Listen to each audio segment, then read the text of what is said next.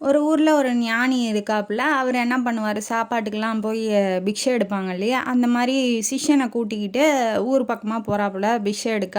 அதே மாதிரி ஒரு வீட்டுக்கு முன்னாடி போய் பிக்ஷாந்தேவின்னு கேட்கும்போது அந்த பொண்ணு எந்த கோவத்தில், அந்த லேடி எந்த கோவத்தில் இருந்தாங்களோ தெரியல, முட்டாளே உன்னை யார் இங்கே வந்து பிச்சை எடுக்க சொல்கிற, பக்கத்து வீட்டுக்கு போ, இல்லை வேற எங்கேயாவது போ அப்படின்னு சொல்லி திட்டி விட்டுறாங்க.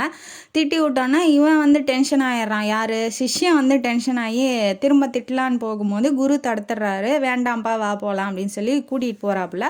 கூட்டிகிட்டு போனதுக்கப்புறம் தன்னோட திருவோட சிஷ்யங்கிட்ட கொடுக்குறாப்புல. இது சாயங்காலம் என்கிட்ட திருப்பி கொடு அப்படின்னு சொல்லிட்டு அவனும் பத்திரமா வச்சுட்டு சாயங்காலம் திருப்பி கொடுக்குறான்.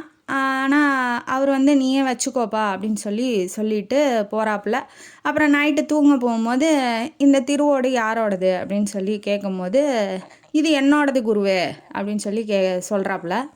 எப்படி அது உன்னோடது, என்னோடது தானே அது அப்படின்னு சொல்லி கேட்கும்போது நீங்கள் தான் வாங்க மறுத்துட்டீங்களே, நீங்கள் தான் நான் கொடுத்தேன், நீங்கள் வாங்க மறுத்துட்டீங்க, அப்போ அது இது வந்து என்னோட திருவோடு தானே குருவே அப்படின்னு சொல்லி கேட்கும்போது தான் தெளிவாக விளக்க ஆரம்பிக்கிறாரு குரு. அதாவது அந்த பெண் என்னை திட்டுனதை நான் வாங்கவே இல்லை, அவள் என்னை முட்டாள்னு, அந்த பெண்மணி முட்டாள்னு சொன்னதை நான் ஏற்றுக்கவும் இல்லை, நான் அந்த வார்த்தைகளை என்கிட்ட உள்ள அனுமதிக்கவும் இல்லை. அதனால் எப்படி நான் வந்து அந்த வார்த்தைகளுக்கு சொந்தமானவனாக ஆவேன், அந்த பெண்ணோட வார்த்தைகள் அந்த பெண்ணோடது, அந்த பெண் பேசிட்டா, இதுதான் வந்து உண்மையான கருத்து அப்படின்னு சொல்லி சிஷ்யனுக்கு புரிய வைக்கிறாரு. அதாவது நீ முட்டாள்னு ஒருத்தன் உன்னை சொன்னான் அப்படின்னா அந்த வார்த்தையை நீ ஏற்காத வரைக்கும் அந்த வார்த்தை அவனோடது தான். ஆனால் நீ வந்து ஏற்றுக்கிட்டு நான் எப்படி முட்டாளாக இருப்பேன், நீ அப்படி சொன்னது நீ தான் முட்டாள் அப்படின்னு சொல்லி நம்ம திரும்ப வாதம் பண்ணும்போது அந்த வார்த்தையை நம்ம ஏற்றுக்கிட்டதா அர்த்தம்.